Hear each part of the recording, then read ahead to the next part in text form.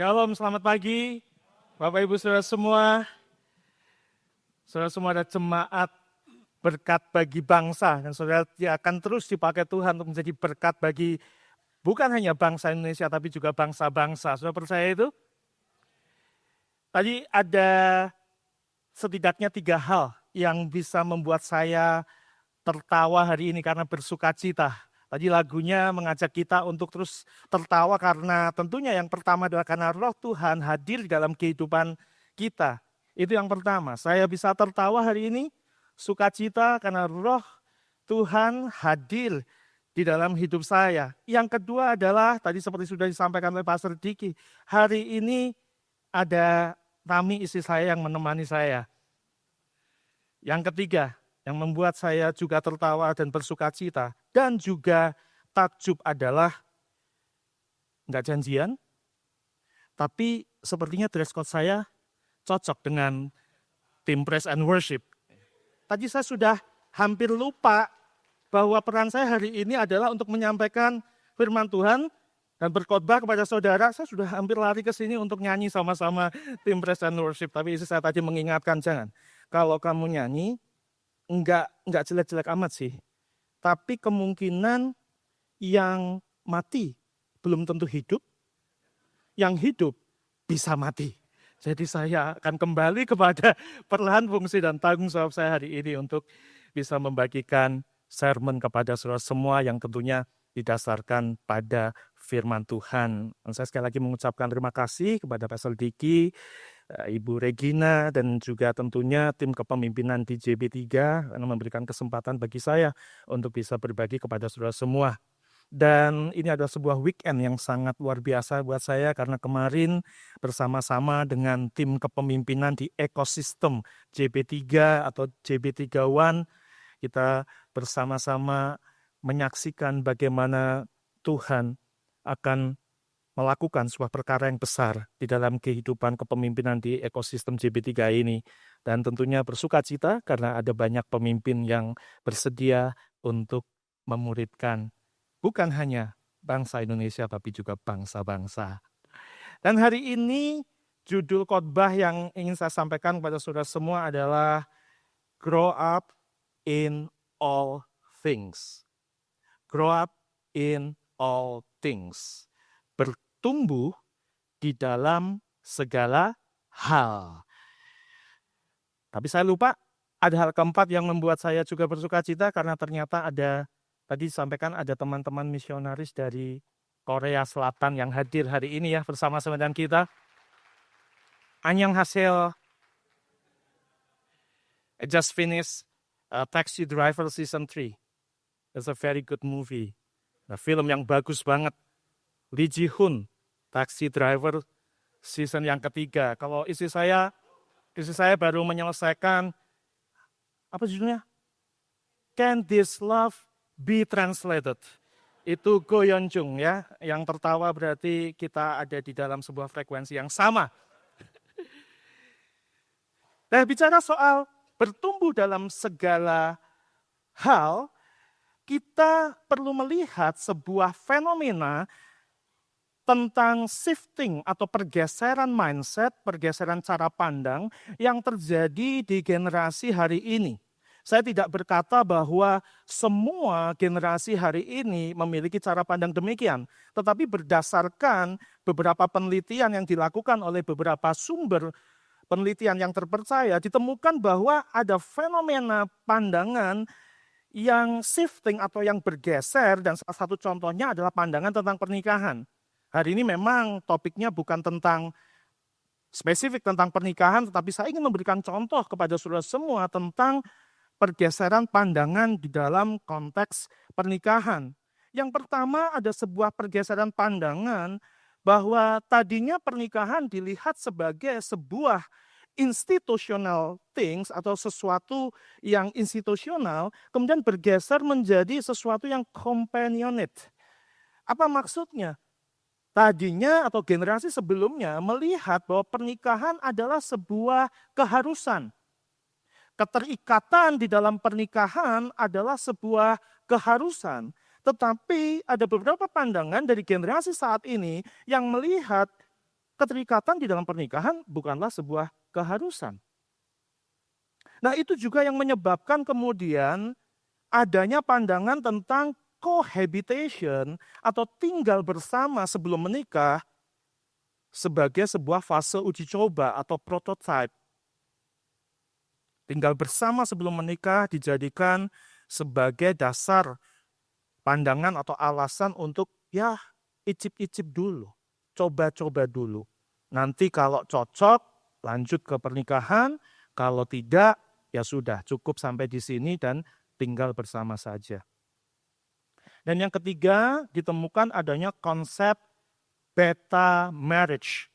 Kalau kita mendengar kata beta, kita selalu asosiasinya adalah dengan sesuatu yang belum betul-betul di launching, sesuatu yang belum betul-betul ditetapkan atau disahkan. Jadi konsep beta marriage ini bicara tentang pernikahan yang coba-coba. Jadi kalau tadi cohabitation adalah tinggal bersama atau coba-cobanya adalah dengan tinggal bersama sebelum menikah, tetapi beta marriage adalah menikah tetapi masih ada fase probationnya atau fase uji cobanya. Sehingga perceraian tidak lagi menjadi sesuatu yang begitu penting untuk diperhatikan dan jangan sampai terjadi perceraian, tetapi perceraian dianggap menjadi sesuatu yang lumrah karena pandangan beta marriage ini. Ini menunjukkan pergeseran ini atau shifting ini menunjukkan adanya pertumbuhan sebetulnya. Ya, saya mau tunjukkan kepada saudara sebelum saudara merajam saya, kenapa saya mengatakan ini adalah sebuah pertumbuhan, karena ada sebuah pertumbuhan cara pandang yang tadinya melihat pernikahan sebagai kewajiban moral dan sosial yang kaku, kemudian menjadi sebuah alasan untuk lebih mementingkan kesehatan mental, kebahagiaan personal, dan pragmatisme. Apa maksudnya? Kalau saya coba-coba tadi tinggal bersama, atau saya coba-coba untuk kemudian menikah sebagai beta marriage, dan kemudian saya melihat bahwa pernikahan itu bukanlah sebuah ikatan yang kudus atau ikatan yang penting dan sangat penting di mata Tuhan, maka pada akhirnya alasan seseorang untuk menghentikan pernikahan atau tinggal bersama dan kemudian tidak melanjutkan dalam pernikahan, tinggal bersama saja sudah sesuatu yang penting untuk diperhatikan apakah ini sesuai dengan kebenaran firman Tuhan atau tidak. Betul ya? Tetapi ada pergeseran bahwa alasan atau saya bisa beralasan demi kesehatan mental saya, demi kebahagiaan personal saya, dan demi pragmatisme cara berpikir saya, maka cerai itu biasa. Atau tidak melanjutkan hubungan itu biasa. Dan bukankah ini namanya pertumbuhan? Bukankah ini namanya pertumbuhan? Dari melihat sebuah pernikahan adalah kewajiban moral dan sosial yang kaku, kemudian menjadi sesuatu yang lebih penting nih, kesehatan mental saya. Dan hari-hari ini kita banyak sekali dibombardir dengan topik-topik seminar, workshop, pengajaran-pengajaran tentang pentingnya kesehatan mental. Betul apa tidak? Berarti ini pertumbuhan dong. Tadinya nggak memikirkan kesehatan mentalnya, sekarang memikirkan kesehatan mentalnya. Ini kan namanya pertumbuhan. Nah, sebelum saudara mulai memikirkan ini yang khotbah ini sesat atau tidak, saya mau tanya kepada saudara, berapa banyak dari saudara yang hadir di sini adalah orang yang percaya bahwa Kristus adalah Tuhan, mati untuk kita, bangkit pada hari yang ketiga, dan karena itulah dia disebut sebagai juru selamat. Berapa banyak orang percaya ini? Ada banyak orang percaya di tempat ini. Nah, sekarang pertanyaan bagi orang percaya. Lebih mudah mana? Atau saya balik deh. Lebih sulit mana? Membedakan sesuatu yang benar dan salah, membedakan sesuatu yang baik dan jahat, atau membedakan apa yang tampak benar dan apa yang benar-benar benar. Mana yang lebih sulit sebagai orang percaya? Membedakan baik dan jahat, benar dan salah, atau membedakan mana yang tampak benar dan mana yang benar-benar benar. Yang mana? Yang pertama apa yang kedua? Yang kedua, karena bagi orang percaya membedakan mana yang baik dan jahat gampang. Kalau berintegritas, jujur, itu baik apa jahat? Baik. Kalau suka bohong, jahat. Gampang ya. Tapi bohong putih, benar apa salah? White lies. Bohong putih, bohong kecil, benar apa salah? Benar. Kalau bohong demi kebaikan orang yang dikasihi, mulai goncang imannya. Jadi ini realitanya. Bagi orang percaya, membedakan mana yang benar dan salah, mana yang baik dan jahat, itu bukan sesuatu yang sulit. Tapi membedakan mana yang tampak benar dan mana yang benar-benar benar, itu yang terus akan menjadi tantangan. Betul apa tidak? Nah, makanya dalam kasus fenomena tadi, ini bicara tentang pertumbuhan. Tetapi ada pertumbuhan yang tampak benar dan ada pertumbuhan yang benar-benar benar. Ada pertumbuhan yang tampak benar dan ada pertumbuhan yang memang benar. Nah, saya coba kasih lihat kepada saudara sebuah gambar tentang pertumbuhan. Itu sesuatu yang benar enggak? Gambar yang ada di depan saudara. Tumbuh itu kan dari benih, jadi tunas, jadi pohon, dan kemudian menghasilkan buah.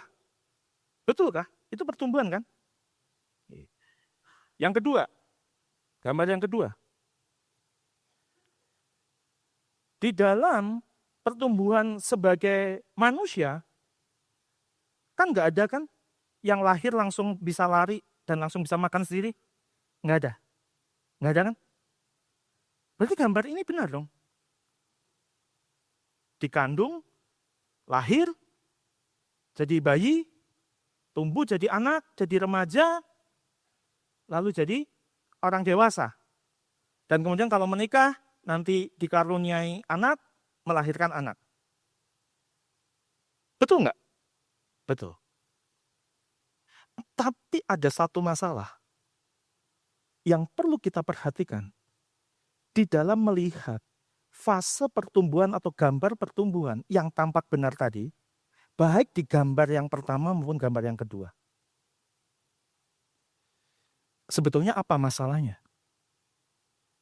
Masalahnya adalah apakah kita mengerti tujuan pertumbuhan itu apa?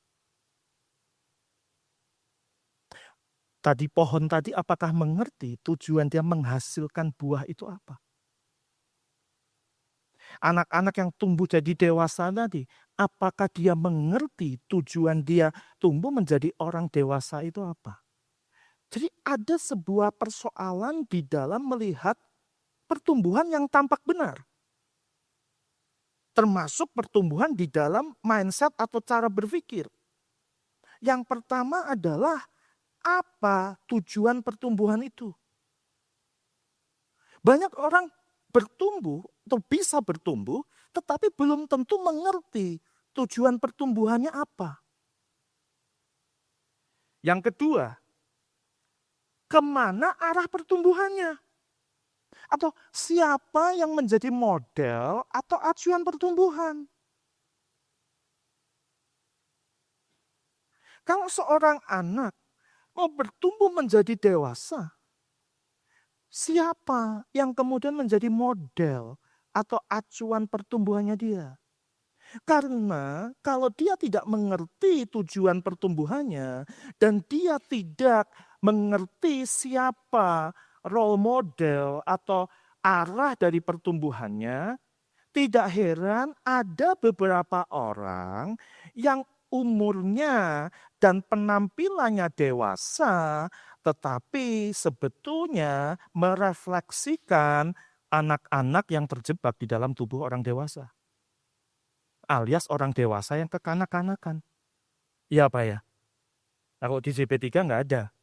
Tapi di beberapa tempat kita bisa bertemu dengan orang-orang yang sebetulnya anak kecil tapi terjebak di dalam tubuh orang dewasa. Karena tidak mengerti tujuan pertumbuhannya, tidak tahu untuk apa dia bertumbuh, dan dia tidak tahu siapa role model atau arah dari pertumbuhannya. Dan yang ketiga, dia tidak mengerti apa standar dan indikator dari sebuah pertumbuhan. Jadi hari ini mari kita belajar tentang mana pertumbuhan yang tampak benar dan mana pertumbuhan yang benar-benar benar atau pertumbuhan yang memang benar.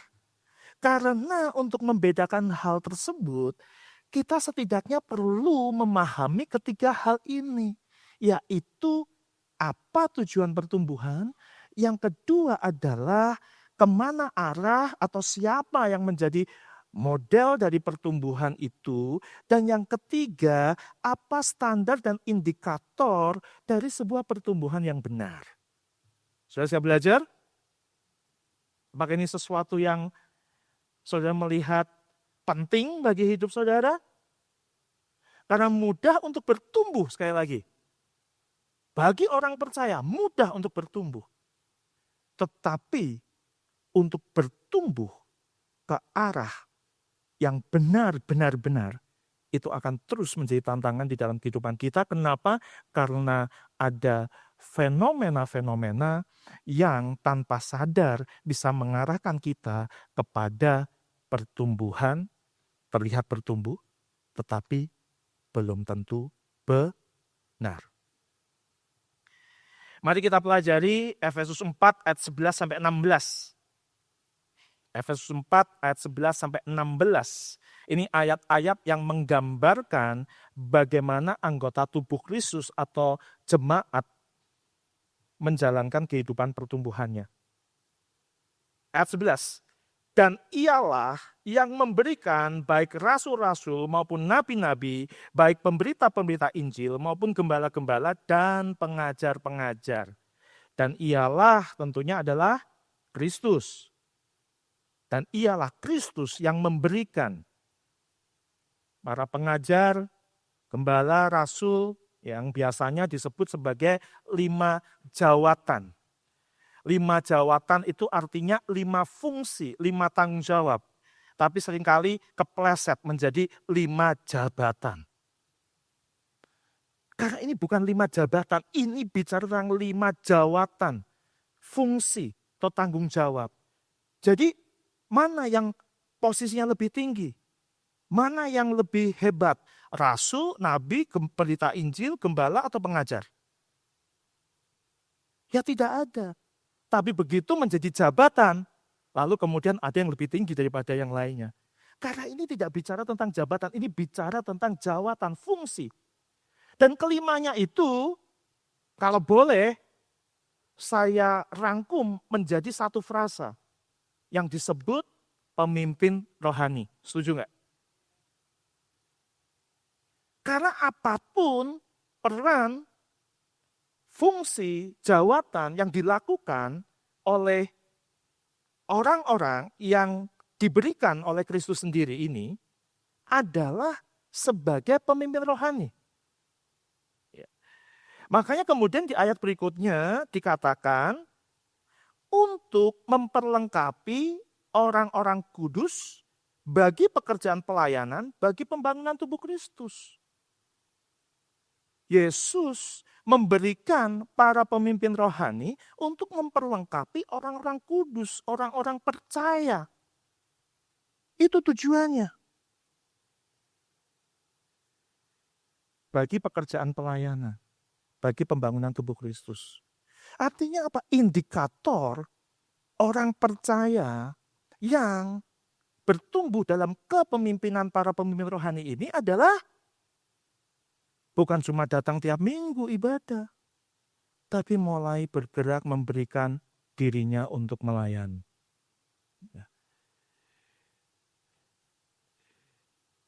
Nah, pertanyaannya, fungsi para pemimpin rohani ini kontraknya sampai kapan nih? Kontraknya sampai kapan? Ternyata di ayat 13 dikatakan sampai kita semua telah mencapai kesatuan iman dan pengetahuan yang benar tentang anak Allah, kedewasaan penuh dan tingkat pertumbuhan yang sesuai dengan kepenuhan Kristus. Itu kalau disingkat menjadi begini, sampai kita semua dewasa rohani secara sempurna. Kita semua itu siapa? Kita semua itu siapa? Apakah hanya yang dipimpin? Apakah hanya orang-orang percaya atau orang-orang kudus yang dipimpin? Tidak. Sampai kita semua berarti bicara tentang bahwa kedewasaan penuh atau kedewasaan yang sempurna itu harus dialami bukan hanya orang-orang yang dipimpin tapi juga si pemimpin rohaninya. Makanya dalam 1 Korintus 11 ayat 1 Paulus bilang, follow me. Tapi enggak titik. Lalu dia bilang begini, as I follow Christ.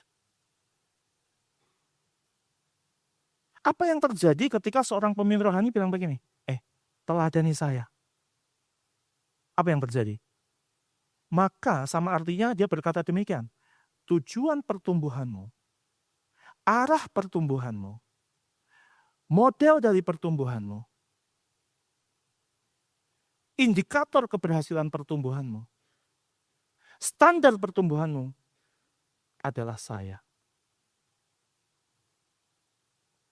Tapi Paulus menyadari bahwa dia adalah pemimpin rohani yang diberikan atau dipanggil oleh Kristus untuk apa?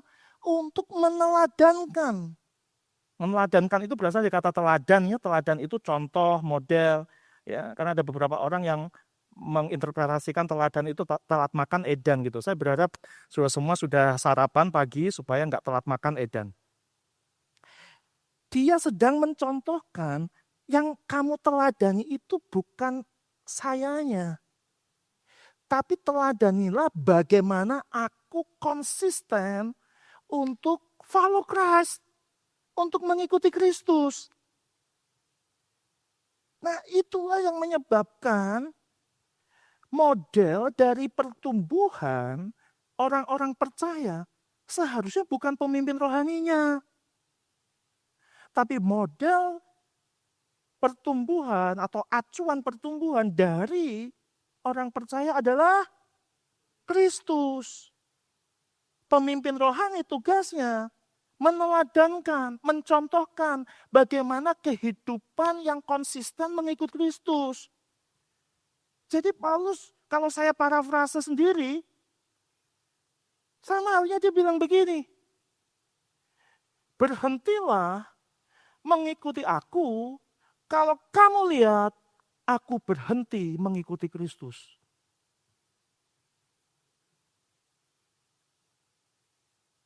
Stop follow me. When you see I stop to follow Christ. Lalu dikatakan sampai kita semua memiliki pengetahuan yang benar tentang anak Allah, tingkat pertumbuhan yang sesuai dengan kepenuhan Kristus, atau sampai kita semua dewasa secara sempurna. Pertanyaan saya, kapan kita bisa berkata bahwa saya sudah sempurna loh kedewasaan saya, atau kedewasaan rohani saya sudah sempurna? Kapan kita dalam tanda kutip berhak untuk mengatakan hal itu? Kapan? Kapan saya bisa berkata bahwa saya sudah dewasa secara sempurna? Sampai meninggal, sampai check out dari dunia ini. Sampai nafasnya udah tinggal satu terus putus, itulah saya sudah sempurna dalam kedewasaan saya. Jadi ini nggak ada kontraknya. Untuk bertumbuh ke arah Kristus, itu tidak ada kontraknya. Itu sampai mati.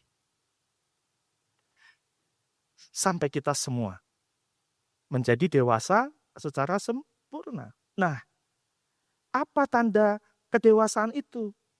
Atau pertumbuhan menjadi dewasa? Ayat 14. Sehingga kita bukan lagi anak-anak yang diombang-ambingkan oleh rupa-rupa angin pengajaran, oleh permainan palsu manusia, dalam kelicikan mereka yang menyesatkan. Nah, kembali tadi pada pertanyaan saya. Mana yang lebih mudah untuk kita bedakan? Apakah yang baik dan jahat, benar dan salah, atau apa yang tampak benar dan mana yang benar-benar benar? Yang kedua kan? Karena pada dasarnya pengajaran yang sesat, penyesatan manusia, kelicikan manusia, itu tidak selalu tampak secara utuh dari depan sesuatu yang jahat. Makanya nonton deh Taxi Driver 3. Karena kejahatan itu bisa tampak sebagai sebuah kebenaran di awal. Kalau kita tidak mengerti dan mengenal apa ciri-ciri atau indikator yang benar-benar benar.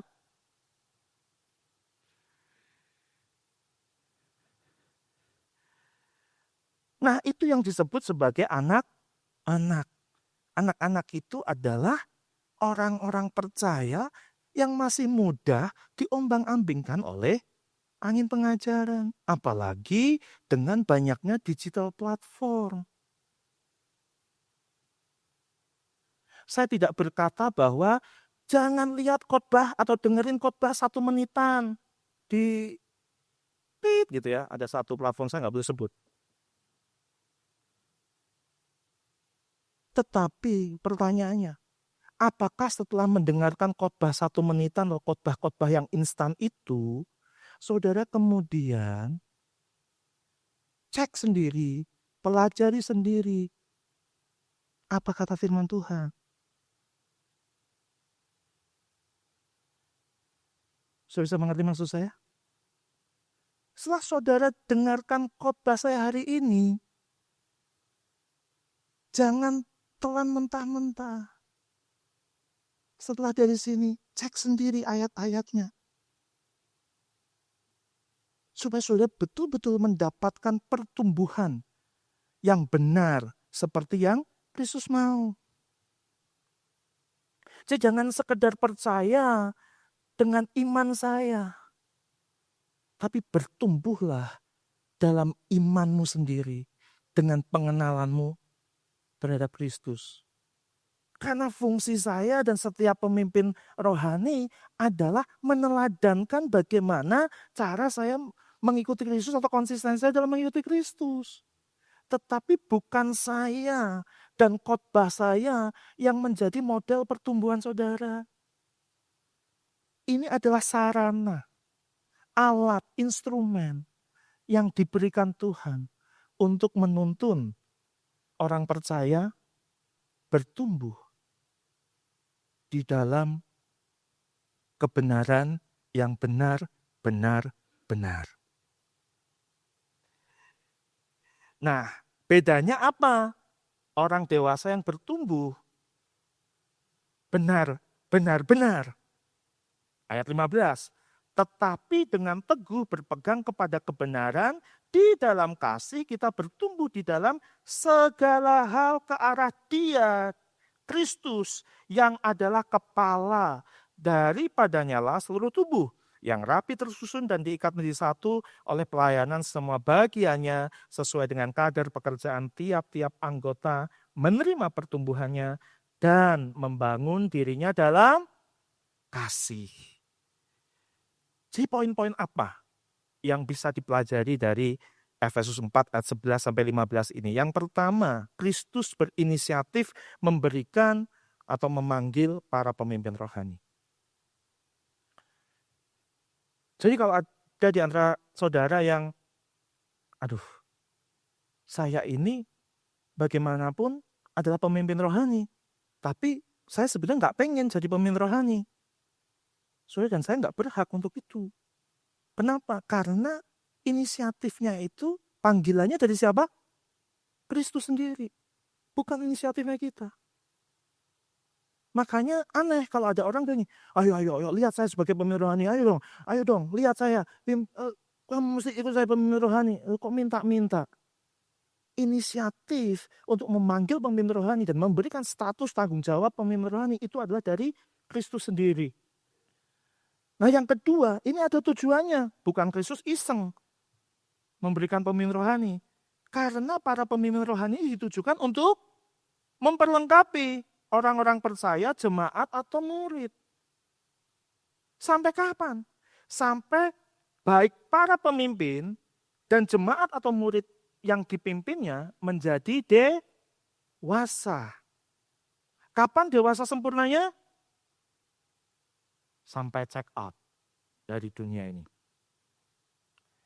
Nah, indikatornya apa? Indikator orang dewasa itu apa? Yaitu tidak mudah disesatkan oleh pengajaran yang tidak berdasarkan firman Tuhan. Karena ada pengajaran, ada konten-konten digital yang tampak benar, tapi tidak berasal dari kebenaran firman Tuhan. Saudara tadi masih ingat di awal saya mengatakan bahwa walaupun ada shifting atau pergeseran dalam cara pandang generasi terhadap pernikahan, tapi sebetulnya itu adalah pertumbuhan. Karena awalnya mereka melihat pernikahan sebagai sebuah ikatan institusional yang kaku. Itu aja menurut saudara benar apa tidak? Apakah firman Tuhan berkata bahwa pernikahan itu adalah ikatan yang kaku? Pernikahan itu adalah sesuatu yang sepertinya keharusan dan akhirnya menjadi sebuah ikatan yang transaksional? Apakah itu benar? Apakah firman Tuhan berkata demikian? Apakah hendaklah istri menghormati suami atau tunduk kepada suami dalam segala sesuatu, dan suami mengasihi istrinya seperti Kristus mengasihi jemaatnya? Apakah itu sebuah hubungan yang transaksional dan hubungan yang kaku? Apa maksudnya? Maksudnya hubungan yang transaksional dan hubungan yang kaku seperti ini. Saya baru bisa mengasihi istri saya kalau istri saya tunduk kepada saya terlebih dahulu.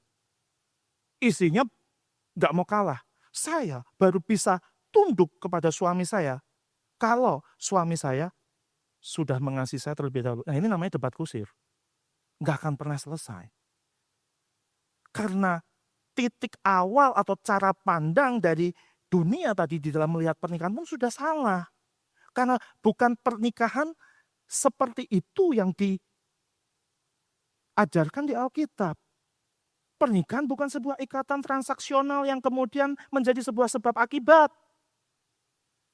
Tapi tentang bicara bagaimana setiap suami maupun istri punya tanggung jawab individunya masing-masing. Yang harus dia pertanggungjawabkan di hadapan Tuhan. Bukan sebab akibat, kasihi saya dulu baru saya bisa tunduk sama kamu. Nggak bisa, tunduk dulu baru saya bisa mengasihi kamu. Itu namanya tadi ikatan transaksional, hubungan sebab akibat yang kaku. Jadi titik awalnya sudah salah. Makanya shifting kemana saja atau bergeser kemana saja, pertumbuhan mindsetnya pun jadi salah. Walaupun tampak benar, betul apa tidak? Saya lebih memikirkan kesehatan mental saya. Saya lebih memikirkan bagaimana kebahagiaan personal saya. Makanya saya memilih cara untuk berpisah. Kalau titik awalnya salah, pertumbuhannya juga pasti salah. Walaupun tampak benar.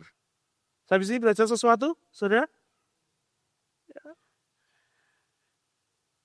Indikator pertumbuhan menjadi dewasa tidak mudah disesatkan oleh pengajaran yang tidak berdasarkan firman Tuhan, walaupun tampak benar, tetapi menjadi semakin serupa atau bertumbuh ke arah Kristus dalam segala hal. All things adalah bicara tentang, atau segala hal bicara tentang kedewasaan yang holistik. Baik dalam iman, dalam hikmat, dalam cara pandang, dalam pernikahan, dalam hubungan, dalam keuangan, dalam setiap aspek kehidupan kita. Baik aspek fisik, aspek emosional atau jiwa, dan juga di dalam tentunya aspek spiritual atau rohani. Nah, apa itu maksudnya kedewasaan yang holistik? Yaitu keteguhan terhadap pengajaran yang alkitabiah. Keteguhan terhadap kebenaran berdasarkan firman Tuhan. Stand firm, tidak mudah diombang-ambingkan oleh apa yang tampak benar tapi sebetulnya tidak benar. Tidak mudah menyimpang ke kanan atau ke kiri. Stand firm. Karena dia tahu mana yang benar.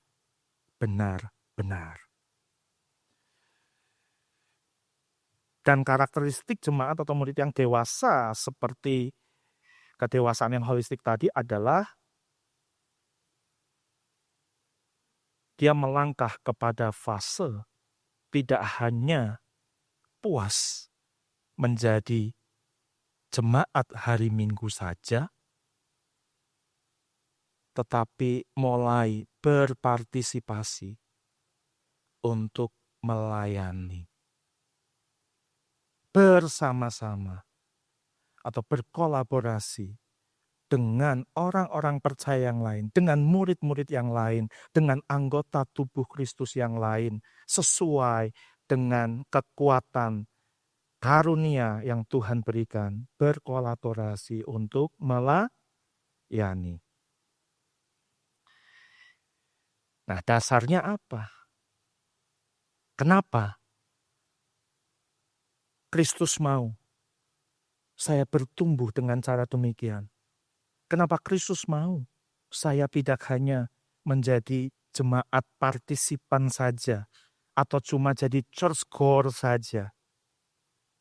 Karena itulah tanda pertumbuhan yang didasarkan pada kasih dan kebenaran Kristus. Jadi pertumbuhan yang dasarnya adalah kasih dan kebenaran Kristus.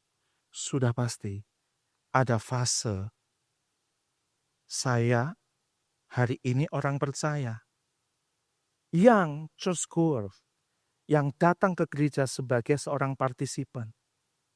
Tetapi secara bertahap saya melangkah kepada fase untuk melayani, untuk mengambil bagian dari pelayanan.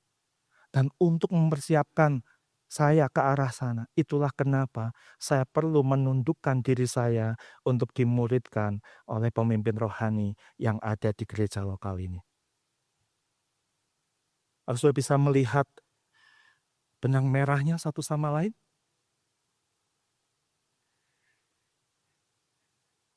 Matius 28 ayat 18-20, ayat yang menjadi pegangan kita di dalam menjalankan misi Kristus melalui pemuridan. Yesus mendekati mereka dan berkata, "Kepadaku telah diberikan segala kuasa di sorga dan di bumi. Karena itu pergilah, jadikanlah semua bangsa muridku dan baptislah mereka dalam nama Bapa dan Anak dan Roh Kudus, dan ajarlah mereka melakukan segala sesuatu yang telah kuperintahkan kepadamu, dan ketahuilah aku menyertai kamu senantiasa sampai kepada akhir zaman."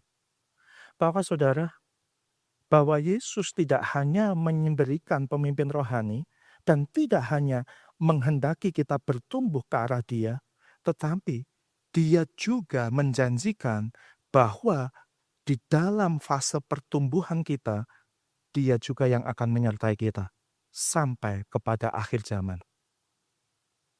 Dan bukan hanya berjanji untuk menyertai kita dalam pertumbuhan kita menjadi dewasa secara sempurna atau holistik tadi, tetapi ayat ke-18-nya berkata, kepadaku telah diberikan segala kuasa di surga dan bumi. Artinya apa?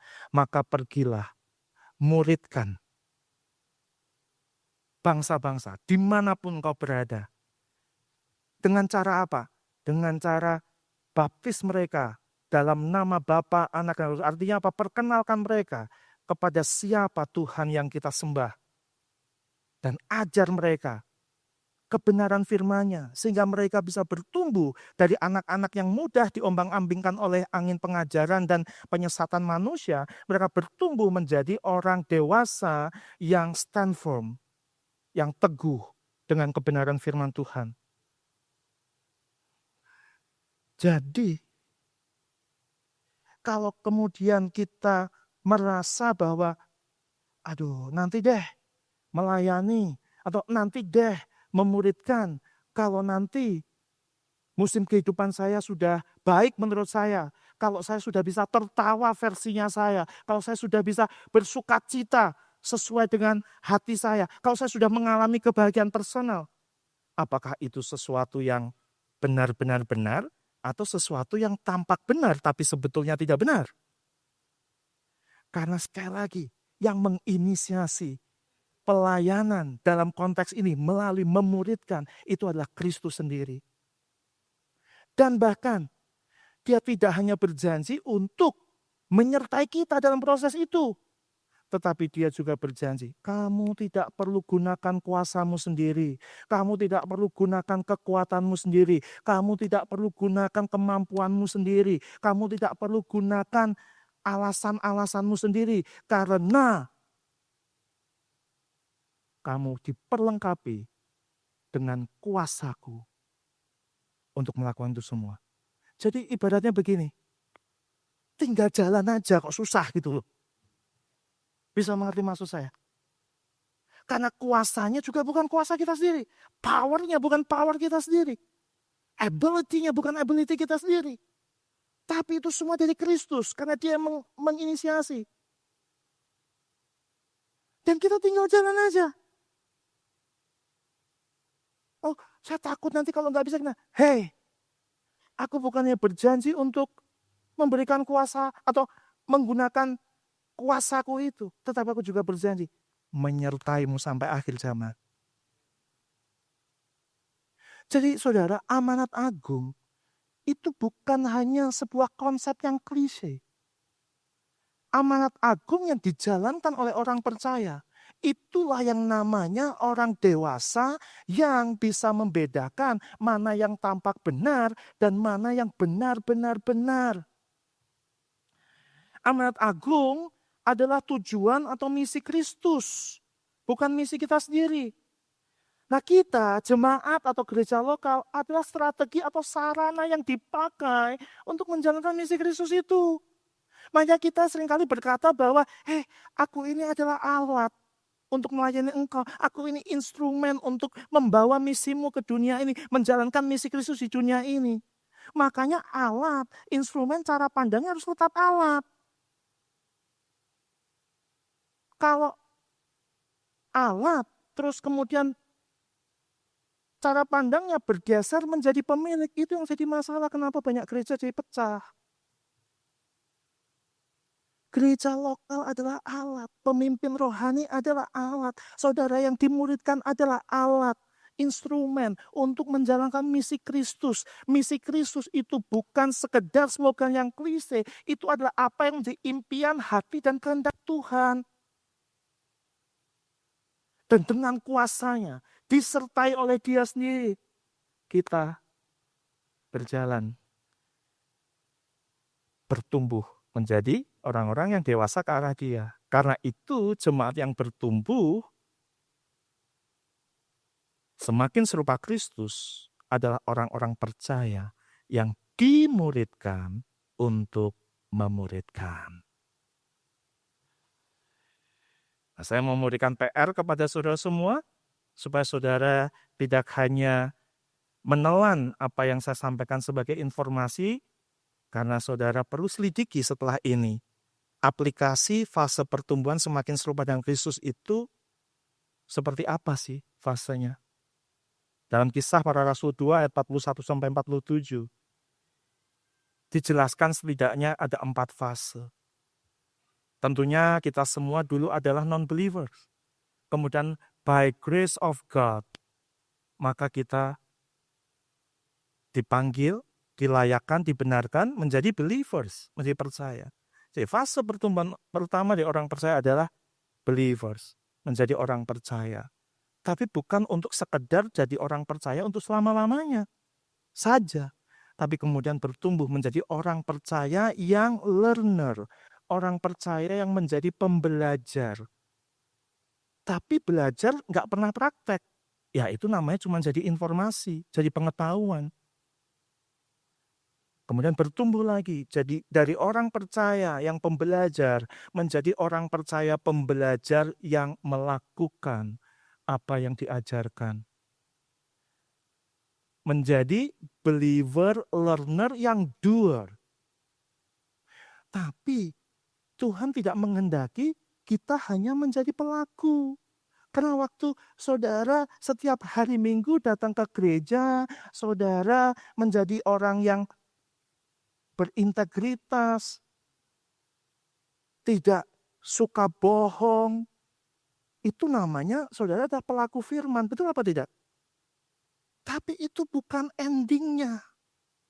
Atau the ultimate goal-nya bukan itu, tapi the ultimate goal dari Christ mission atau amanat agungnya adalah dari believer menjadi believer yang learner, believer learner yang doer, dan kemudian menjadi believer, learner, doer yang reproduce banyak murid Kristus.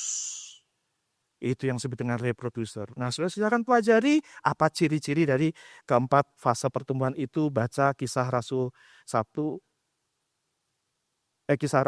ayat 41-47. Saya bisa minta teman-teman praise and worship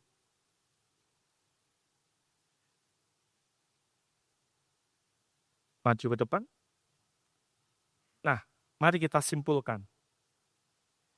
Tanda orang percaya yang menjadi semakin serupa dengan Kristus adalah konsistensi melahirkan pemurid yang teguh pada ajaran Alkitabiah. Jadi tidak sekedar melahirkan pemurid, atau tidak sekedar memuridkan, tapi melahirkan pemurid yang teguh pada ajaran Alkitabiah. Apa itu fungsi gereja lokal?